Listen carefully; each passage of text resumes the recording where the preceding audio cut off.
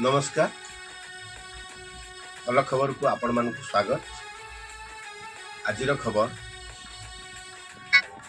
Odisha police havildar और constable संघ मालकानगिरी जिला शाखार निर्वाचन आसंता 1 तारिख में होगा जाऊँगी।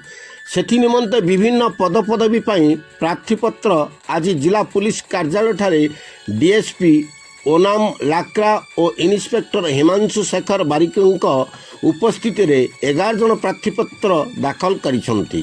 सभापति प्रार्थी भाव शशिकांत महांती, उपसभापति भाव में बलराम खिल, संपादक भाव में गौरचंद्र बारिक, कोषाध्यक्ष भाव में पद्म नायक, जुग्म सहयोगी भाव में मायाधर साहू, जुग्म सहयोगी भाव में राजेश कुमार दीवान एवं कार्यकारी सदस्य भाव मनोरंजन नायक, मृदुल विश्वास, बंसिंग कुआसी, राजू कार्तामी, काना बेटी आज निज निजर प्रार्थीपत्र दाखल करिसंती। एही निर्वाचन आसंता मई मास 1 तारिख दिन हेबो बोली विभागीय सूत्ररू जना पड़िछि।